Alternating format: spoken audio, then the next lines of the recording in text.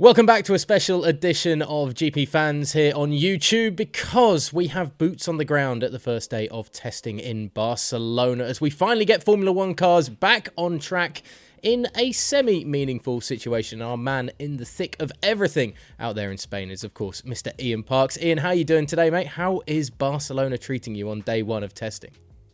Pretty good, thanks, Ollie. Pretty good. The sun has shone, which is always a good start to pre-season testing here at Barcelona because, of course, when it's in February, the weather cannot be guaranteed. The teams are always worried about whether the running, as you say, will be meaningful because they fear for the cold conditions, reacting with the tyres.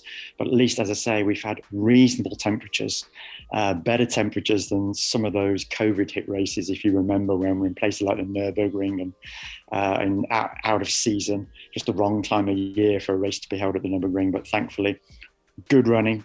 As you say, semi-reasonable running because no team will be showing their hand yet, but overall, a great day on track. Let's firstly talk for the layman F1 fan, if you will, of why these next few days are important, not just for the teams, but for Formula One in general, as we prepare for obviously the new aerodynamic regulations coming into the sport, particularly as some have described this as a bit of a non-testing testing, if you will, because of course the main event is meant to be in Bahrain. There's no TV cameras there or anything like that in Barcelona this week. No, you're right. There are no TV cameras. It's a bit of a throwback in many respects to a few years ago when, no TV crews were in. We did think actually that there were going to be no timing screens either, and we were going to be running completely blind for the majority of the day. Thank heaven we have got we had timing screens today, so at least we were able to ascertain a degree of as to what was actually happening on track, even if obviously it's not the complete picture, because as we know, when it's testing, all the teams pretty much do not show their full hand yet. And particularly, I might add, given that this is the first day under the new regulations, new aerodynamic regulations, as you've pointed out, and in particular running on the new, for 2022, Pirelli 18-inch tyres. Just to let people know, as you say, for the layman, over many, many years now, we've ran 13-inch, but from this season onwards, we've gone 18-inch. Last season, there was a lot of testing on those 18-inch tyres, but they were run on mule cars that really didn't resemble the cars that we've got now, given these new aerodynamic regulations. So it's been a lot of, how should we say it? Seeing how we go. I think that's a good phrase. Let's see what we've got. Let's see how these cars are running, how these tyres are operating. And to be fairness, we've had some reasonable times. It's got to be said. So what are you seeing in the media centre in terms of, you don't get any video monitoring, I guess. Are you able to get up close at all to any of the cars? Have you actually seen a car on track, or are you a bit like us, focusing on social media tweets and little video clips, and then of course those all important timing screens? As you say, the timing screens are there. There's no video whatsoever. There's no audio. The one good thing I can say about the media centre in Barcelona is that at least it overlooks the main straight. It overlooks the pit lane. So we can at least look down on the cars as they're coming along the pit lane. We can also see them flashing by along the pit straight. So that is something. We've got a degree of observation. And of course, we can at least go around the track if you want to. The media here, the journalists, obviously, the photojournalists that are here, you can wear a tabard, you can go trackside, and you can get a better degree of understanding of just what these cars are all about. And I suppose the teams are doing exactly that as well. We've seen the additional sensors on some of the pictures coming out from Barcelona today as these teams try to work out exactly what's happening with the airflow over these cars in track conditions in these new regulations this year. Has today, with so many laps being run by so many of the teams, of course, around about 60 odd, I think, at least for most of the teams out there today, barring any errors. I know Haas had a problem with their flooring, for instance. But the teams have been getting some invaluable data that they will use to build on over the next 2 more days in Barcelona. If you're going to go look at Max Verstappen, 147 laps today. That is mightily impressive. It has to be said, on the first day of this new aero regulations. I mean, that's just over 2 full Spanish Grand Prix distances. Spanish Grand Prix is 66 laps, so times that by 2 is 132. He's done 147 today. So Red Bull will have gained invaluable information Mercedes as well, high on the lap chart, 127, I believe. Ferrari up there as well, over 130, with Charles Leclerc and Carlos Sainz going well. They were second and third on the timesheet. And Lando Norris, all day in the car today, he did just over 100. He topped the timesheets. But as we say, timings are pretty much irrelevant.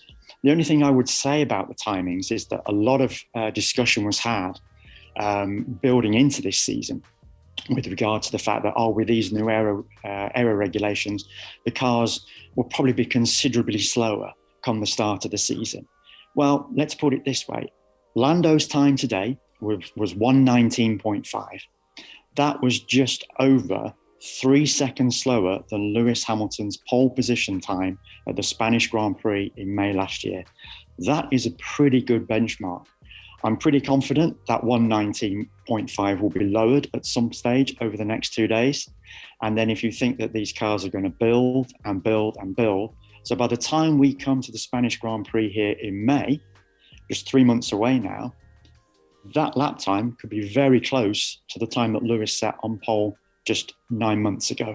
So that gives you some idea as to where these cars are going. They could even be a damn sight quicker by the time we come to the end of the year. And as I say, a lot of people thought they were going to be much, much slower. It doesn't look like that's going to be the case on this early showing today. Now, the pace is potentially there, but the point of these new aerodynamic regulations was, of course, to provide closer racing. I know it's testing. The cars probably aren't running exactly like you would do in a race day, of course, and they're not running close together. But do we have any indication at all that these aerodynamic regulations are perhaps starting to work how Formula One wanted to in terms of providing that closer racing this season? That's the key question that needs to be answered, and we're only really going to find out about that at that first race in Bahrain. It was noticeable today that a number of cars were trying to get close to a car in front to see whether there was anything meaningful that could be gleaned from it. Unfortunately, it's one of those days today where, even though there are, I would say, at least 150 media in attendance, only one driver has spoken that has been in the car today. Such are the restrictions still in place, or the teams, not so much restrictions because the media are still allowed to go and speak to the drivers, but the teams perhaps being a little bit fearful of allowing their drivers to be in front of a group of media. So as I say, just one driver, that was Nicholas Latifi. He ran this morning, and then he was in the FIA drivers press conference at lunchtime. So he's the only one that, as I say, the media have been allowed to speak to, or got close to, shall we say, to have a word with, that's been in the car today. Everybody else, the other 15 drivers that were on track, we don't know. We'll know a little bit more when we get some of the media press release quotes, etc., and a little bit of insight from some of the TV snippets that we'll get to see later. But at the moment, as I say, still cards close to chest. We're still not quite sure as to whether these cars can follow closely, whether overtaking will be improved.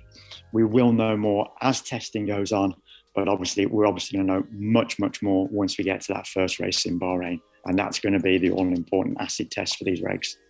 Just finally, Ian, you mentioned Nicholas Latifi, and the whole of this off-season has been looking back at what happened, obviously, that Latifi sparked in that final race in Abu Dhabi, and it feels like Formula One hasn't quite moved on yet from the aftermath of everything that took place. But from what you've gathered from the other journalists in the media centre around you and the atmosphere around testing today, does it feel now that we're putting 2021 well and truly behind us with everything else that has gone on with the FIA, and we're now focusing on the new era?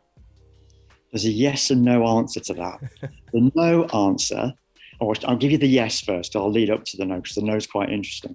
The yes answer we had we had 5 drivers up in the FIA press conference. That was followed by 5 team principals, and we had Christian Horner and Toto Wolff in that particular press conference. And I asked those guys whether the acrimony that had arisen between the two of them in particular was going to carry over into this season. Both of them pretty much said that it was in the past now. 2021 was done and dusted, focused on 2022. However, in the driver's press conference, Lewis Hamilton, funnily enough, came out with this really strange comment late on, about 20 minutes in, where he turned around and said that he felt there was a bit of bias from the stewards who had perhaps got a little bit too close to some of the other drivers that they perhaps flown across with shall we say, and they've become almost friends in Lewis. Lewis used the word, get my words out, and Lewis used the word friends. It was quite a pointed remark. It was almost as if he was waiting for the right question to throw in that remark. So, as I say, yes, on one side, the team principals, as far as they're concerned. Now, moving on now, Lewis still looking back a little bit. So you kind of got to think that, is it still up in his head going into this new season? He says he's in the best shape of his life, both mentally and physically, that he had a great close season. He switched off because he needed that, and he spent a great period of time with his family. His family helped him reset, and as far as he's concerned, mentally now, he's in the best shape that he's ever been. But when he throws in a comment like that, you got to wonder that there's still something in the back of his mind that's just niggling away. Now, you can see those comments on gpfans.com, where you can also follow the live blog that Ian is doing throughout our time in Barcelona during these next few days during the first test sessions. Ian, thank you so much for joining us as always, mate. And of course, if you want to subscribe to the YouTube channel, just hit the link down below, click subscribe, and you can stay up to date with everything that we do throughout testing in Barcelona and going into that first race in Bahrain here at GP Fans.